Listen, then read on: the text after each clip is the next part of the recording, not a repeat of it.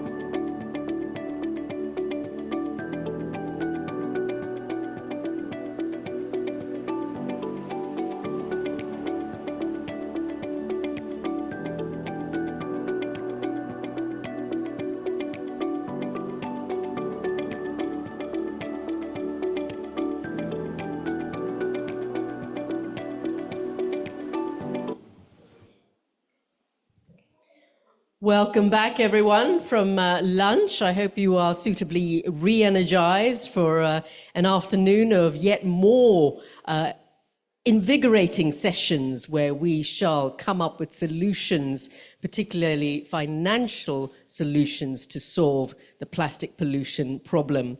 Now, our next session is a keynote speech from one of the great heroes who has truly provided solutions for her city. Mayor Joy Belmonte from Quezon City is a UNEP UNEP Champion of the Earth Award winner for her efforts in trying to tackle her city's plastic pollution problems. Now, she couldn't join us today because she is there in her city dealing with the devastating floods and typhoon. She has sent us a video which we shall watch very shortly. We'll be watching that, and that will be followed by a Q&A with Andrea Villaroman, who is the head of Quezon City's Climate Change and Environmental Sustainability Department. She'll be joining us online after the video. So please settle yourselves in, because here is Mayor Joy Belmonte from Quezon City. Let's watch the video.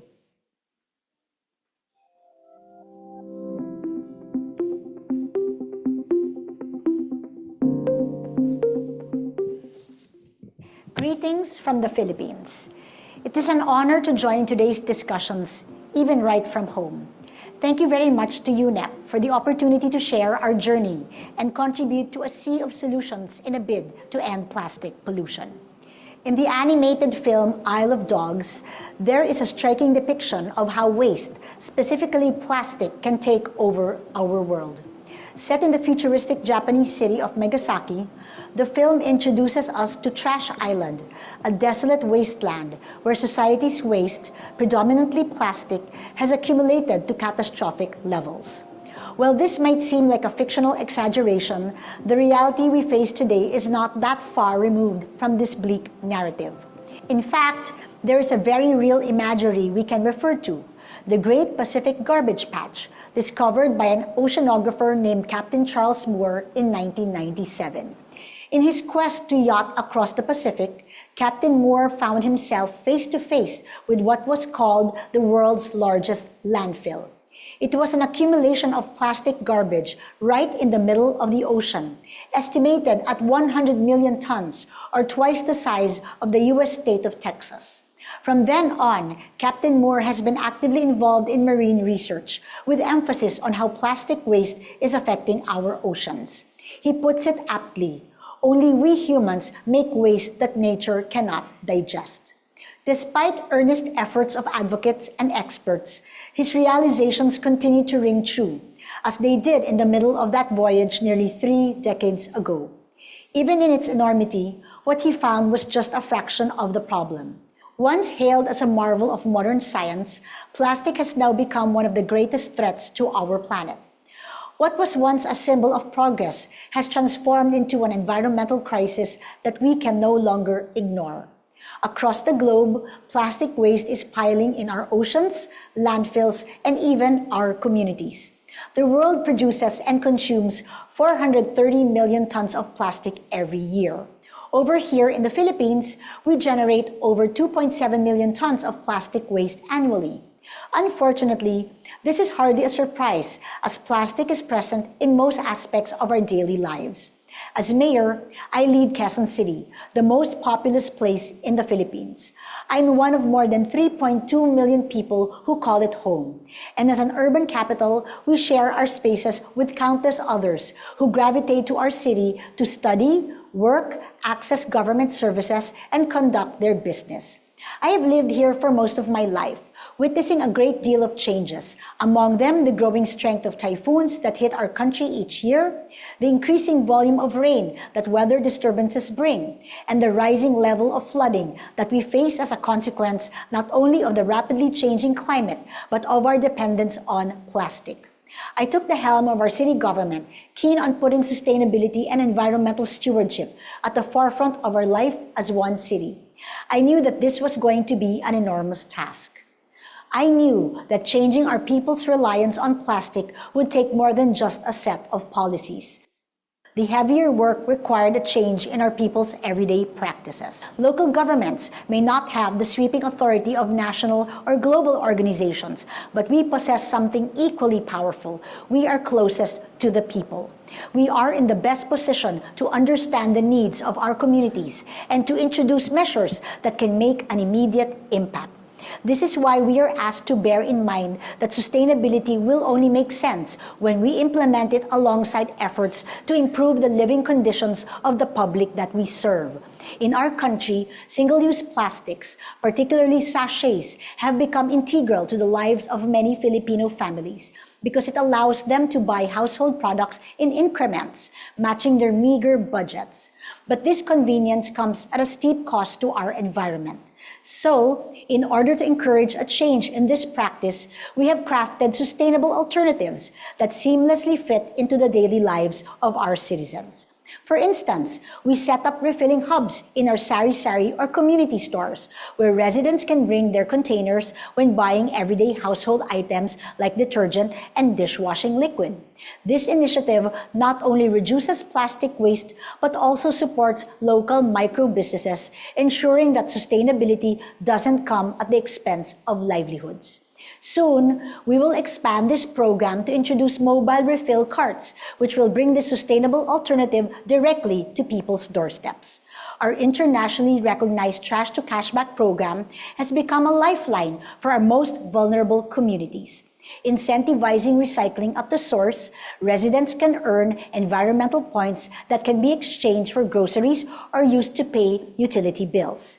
To date, this program has recovered over 410,000 kilograms of recyclables and single-use plastics and distributed more than 1.3 million environmental points, directly benefiting nearly 1 million of our residents.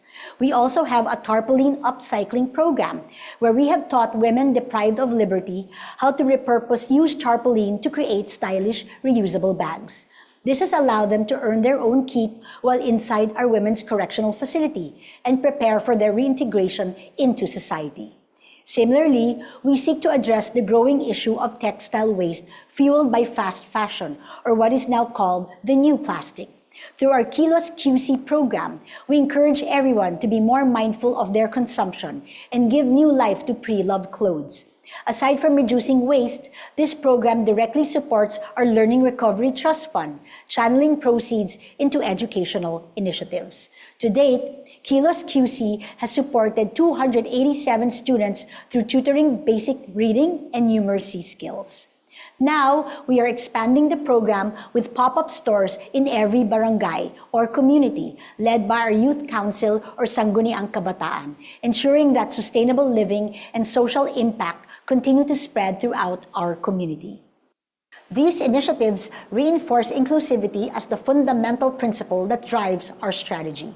Plastic pollution is not just an environmental issue. It has far-reaching effects on human health, economic stability, and social equity. As we know, the burden of pollution weighs heaviest on our most vulnerable communities. For this very reason, our local climate change action plan puts these groups at the center of our efforts. Through a governance framework that actively represents their needs, we have set ambitious goals to become a plastic-free city, fully embrace a circular economy, and reach net zero emissions by 2050.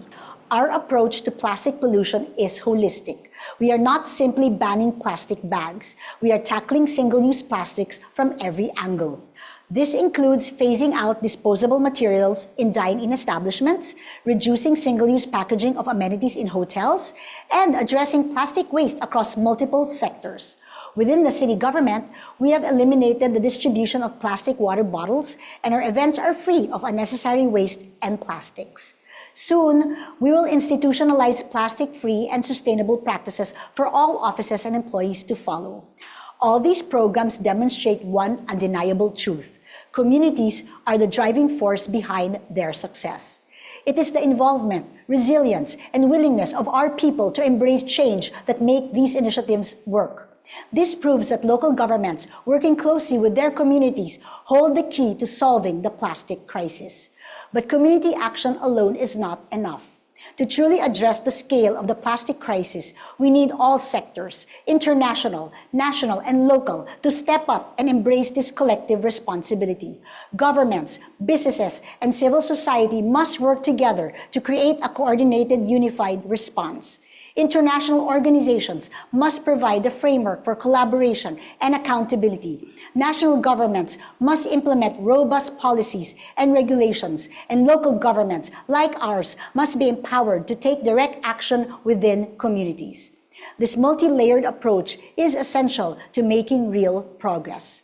At the UN Global Plastic Treaty in Paris last year, I had the privilege of representing city leaders from around the world.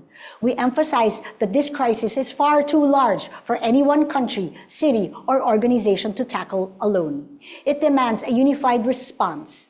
Together, we called for an ambitious global plastics treaty, one that aligns our efforts and sets a high standard for all nations to follow.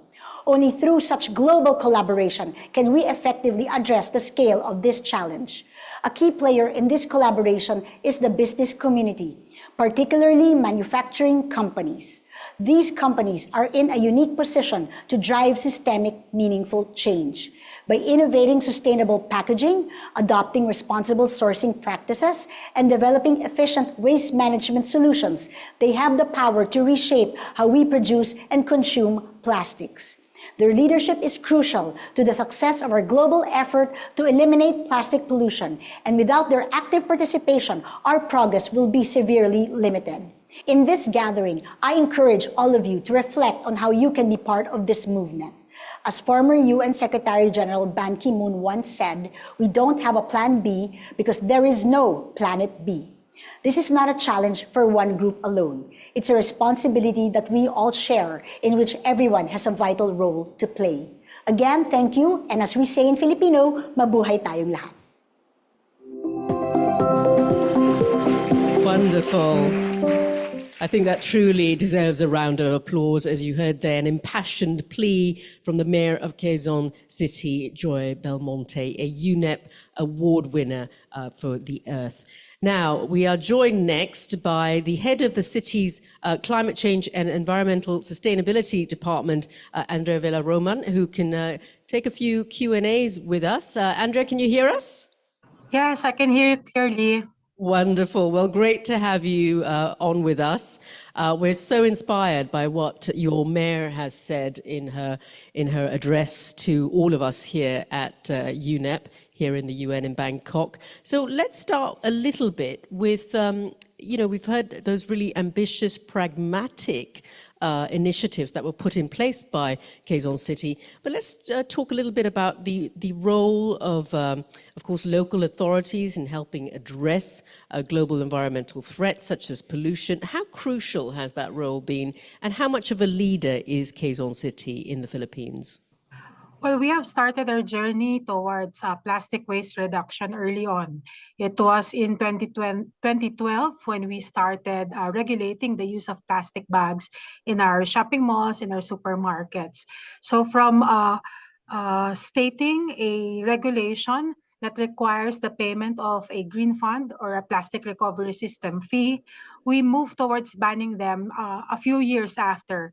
In fact, from 2012, there was a clamor for us to be more responsive, to be more aggressive. That's why we tried to study the behavior of our people, the behavior of our retailers. And when they were ready in 2019, we totally banned the use of plastic bags. And we coupled this as well with the ban on the use of disposable materials in our hotels and even in our food establishments. So in 2019, we also avoided the use of plastic cutleries. We also banned the use of straws in our food establishments. And there was also a ban on the use of single-use containers in our hotels and other establishments. So the critical role really of local governments is to ensure that we are able to understand the needs of our people and take them on in the discussion so that we are able to effectively implement our policies. Thank you for that, Andrea. Truly wide-ranging and very pragmatic steps that were taken that are paying off right now. But could you also tell us a little bit about how challenging all of that was? You know, banning various things does not make it easy for folks. So how challenging was it to get businesses as well as households to start to adopt some of those sustainable practices that we watched the mayor talk about? Yeah, it was very challenging because it was an ordinance. It was just applied in Quezon City, and it is not a national policy. So since Quezon City is part of Metro Manila, which is composed of 17 cities, it is very difficult for us to institute this policy from our end because, of course, in our neighboring cities, they do not ban the use of single-use plastics. So that was the first challenge. It was a local ordinance. It was only applied in Quezon City, and we are just near several cities around Quezon City. And also the most challenging part has been to communicate the environmental benefits of our sustainable practices that would resonate with businesses and households. For instance, we live in a country where sachet culture is deeply ingrained, where plastic is cheap, plastic is convenient and widely used. The challenge, therefore, lies in convincing people that sustainability does not mean sacrificing convenience or affordability. That's why our approach is to always provide innovative options that allow seamless transition. Similarly, businesses often view the adoption of sustainable practices like using refill systems or reducing the distribution of single-use plastics as costly as and very inconvenient. Convincing them that these practices are actually could result in a long-term savings or open new market opportunities remains a challenge. The perceived upfront cost of shifting to sustainable alternatives often overshadow the potential long-term benefits for the environment and their operations. Thus, we always emphasize the co-benefits of moving towards a plastic-free city, and we also highlight its impact to our people in terms of health and the environment.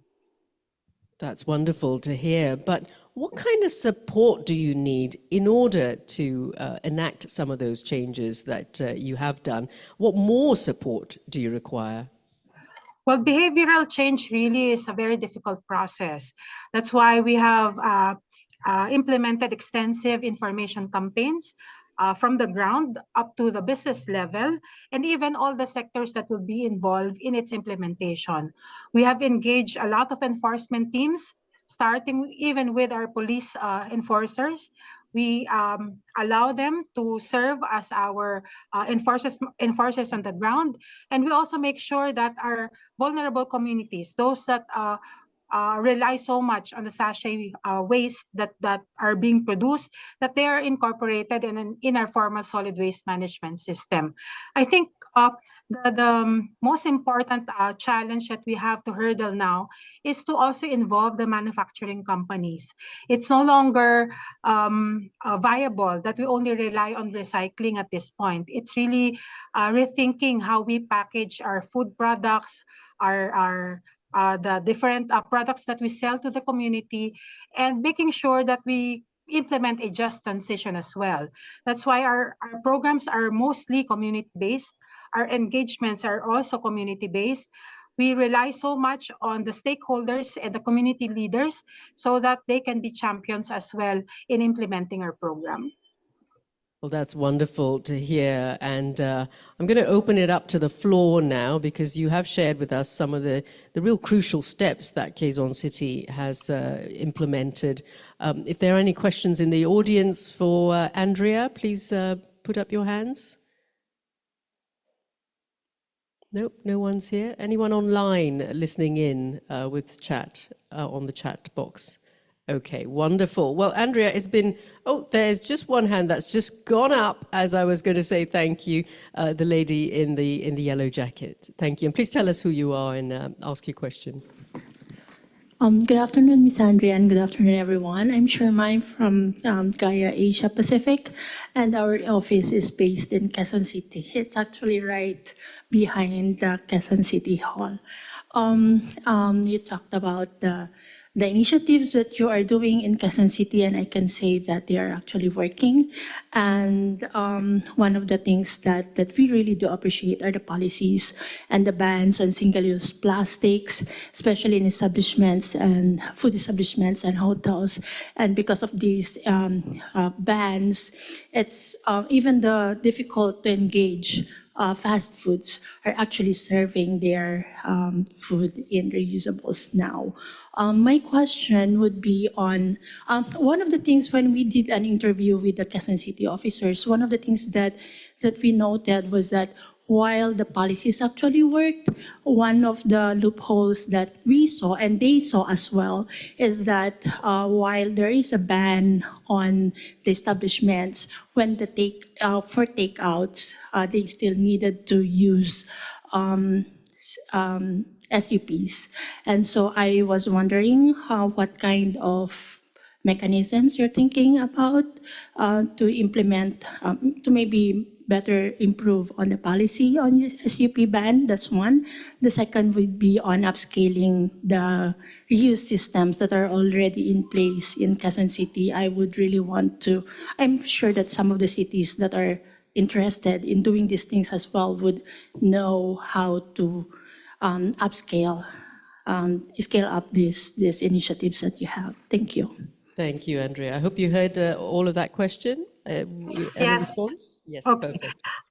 We are very familiar with the organization.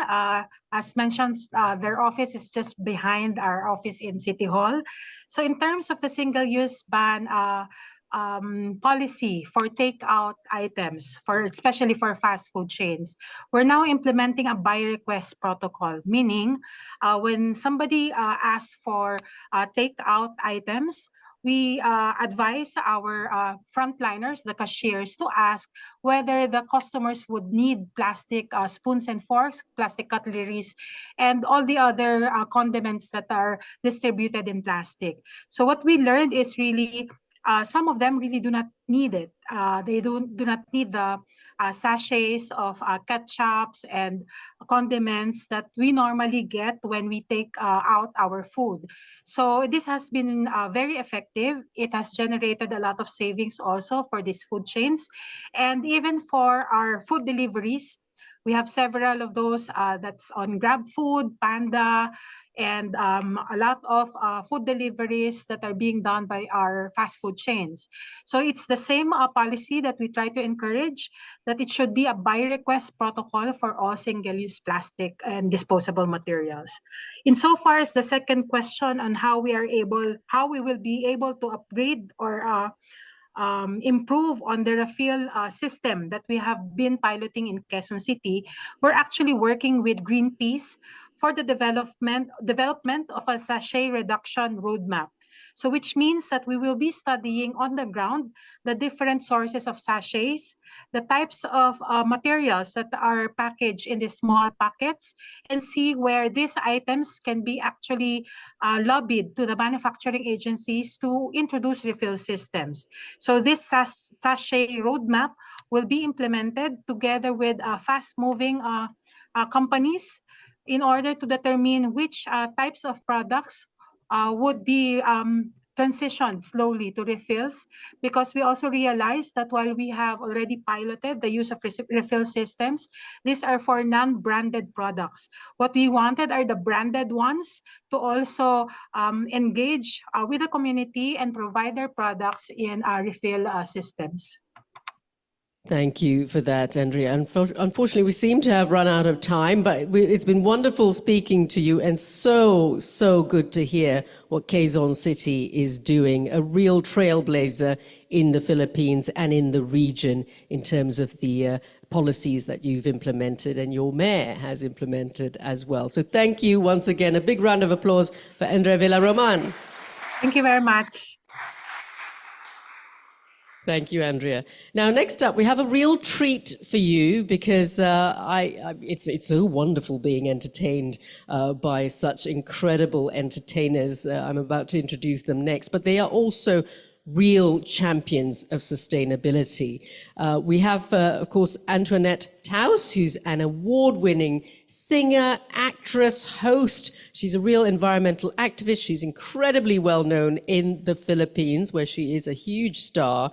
And she's also been dedicated to protecting the planet. She founded Cora, aimed at fostering sustainable development through volunteerism. She also founded the Sustainable Planet, which is a social enterprise focused on improving the lives of indigenous people living in poverty.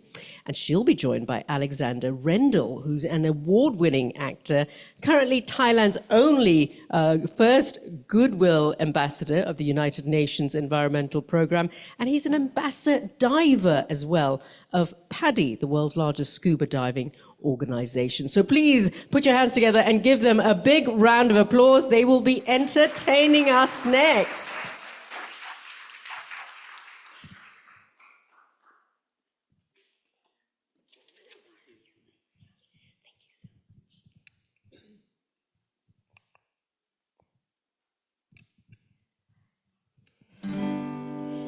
We'd like to thank you all for the incredible work that you do for people and planet, and we are honored to be in your presence and to be serving in this mission with all of you. This is dedicated to each and every one of you here today and online.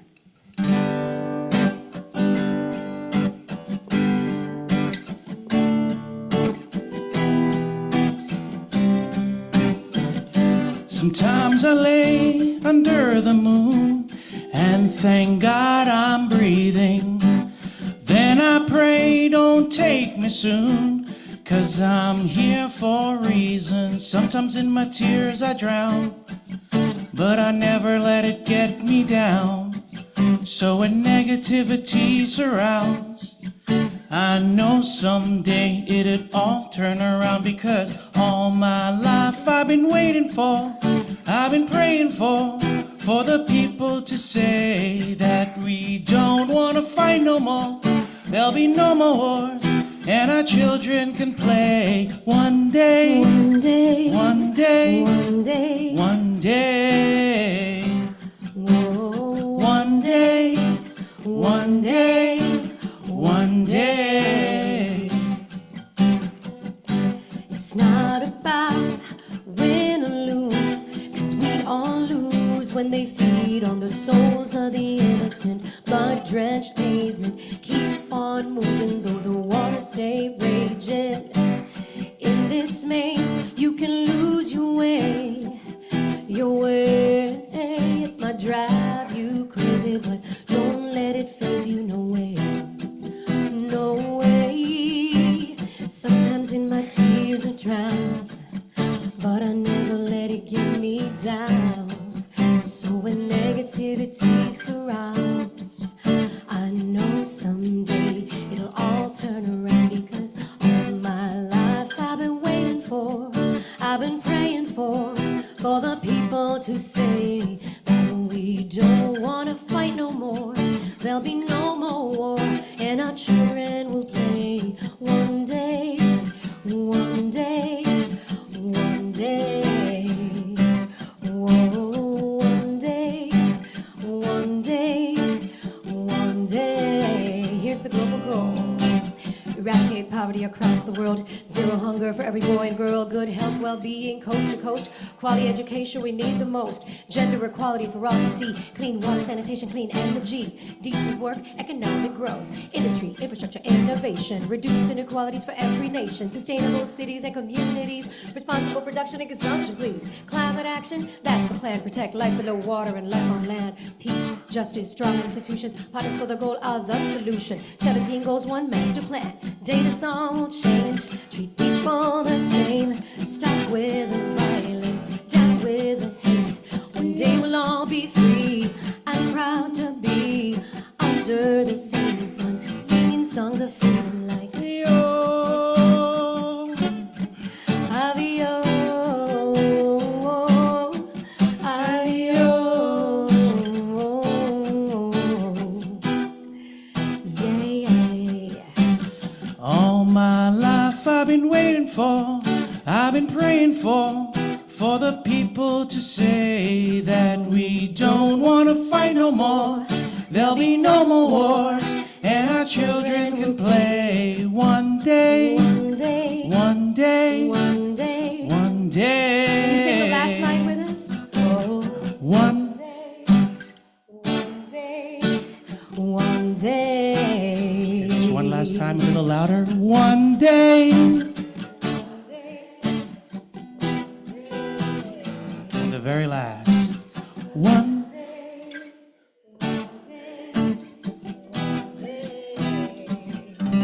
Let's make that someday today. Thank you.